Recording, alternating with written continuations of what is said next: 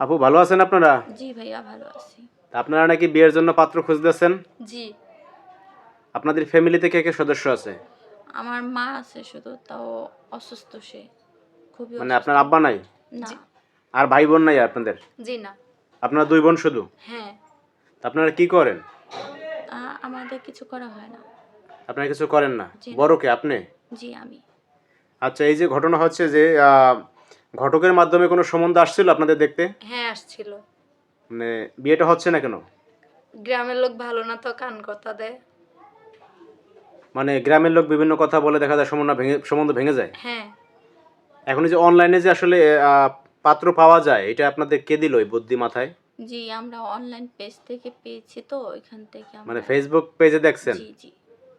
আচ্ছা, যাই হোক, এখন ঘটনা হচ্ছে আপনার টোটাল কথা অনলাইনে বিয়ের জন্য পাত্র খুঁজতেছেন। হ্যাঁ। কি ধরনের পাত্র খুঁজতেছেন আপনারা? ওই তো একটু মধ্যবিত্ত, আপাতত চলনের মতো হলে চলবে। মানে মধ্যবিত্ত কিংবা গরিব হলে সমস্যা নাই, না না। কিন্তু হচ্ছে আপনাদের যে ভরণ পোষণ দিতে হ্যাঁ পারবে, হ্যাঁ, চালাইতে পারবে, সেরকম হলে চলবে। সেরকম হলে হুম। চলবে। আচ্ছা, এখন ঘটনা হচ্ছে আপনারা যে দুই বোন দেখা যায় একসাথে পাত্র খুঁজতেছেন, মানে ঘটনাটা কি এখন? মানে দুই বোন কেন খুঁজতেছেন একসাথে পাত্র? মানে দুই বোনে কি এখন চাচ্ছেন বিয়ে বসতে? না, আমি যেহেতু বড়, এই জন্য আমি সেটেল হতে চাইতেছি।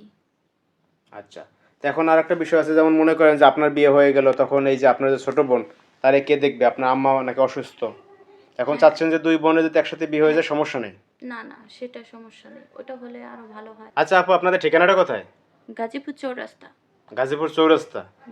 হ্যাঁ। আচ্ছা, এখন টোটাল কথা হচ্ছে যে আপনারা পাত্র খুঁজতে আছেন, আপনারা চাচ্ছেন এখন বিয়ে বসতে। হ্যাঁ। এখন বিষয়টা হচ্ছে অনেক সময় প্রবাসী ভাইরা আমাদের পেজে নক দেয়, পাত্রী খুঁজতে এসে বা পাত্রী চায়। প্রবাসী ভাইদের বিয়ে করা এখন আপত্তি আছে আপনাদের? না, আমাদের আপাতত চলনের মতো হইলেই চলবে। না, অনেক সময় দেখা যায় অনেকে বলে যে আসলে আমি প্রবাসী ভাইদের বিয়ে করব না, কারণ বিয়ের পর দেখা যায় বউ রেখে বিদেশ চলে যায়, হ্যাঁ, বছরের পর বছর যায়, আসে না, এরকম ধরনের অনেকের থাকে, কিন্তু সমস্যা থাকে। কিন্তু আপনাদের কোনো সমস্যা নেই। না। না না, সমস্যা নাই। এখন ঘটনা হয়েছে বিয়ের পরে দেখা যায় অনেকে আসলে বলে যে ঘরজামাই থাকতে হবে। হুম। আবার এরকম ধরনের আপনাদের কোনো ইয়ে আছে যে স্বামীরে আপনাদের বাড়ি থাকতে হবে অমুক সমুক এরকম কিছু? না, সেরকম কিছু নাই। আচ্ছা, এখন যদি আপনার কেউ বিয়ে করে, ছেলের পক্ষের কোনো ডিমান্ড থাকলে আপনারা পারবেন দিতে?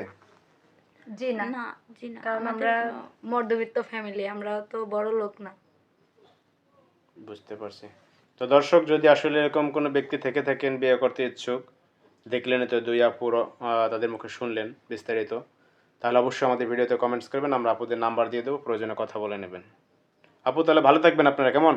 আচ্ছা ঠিক আছে। আল্লাহ হাফেজ। আল্লাহ হাফেজ।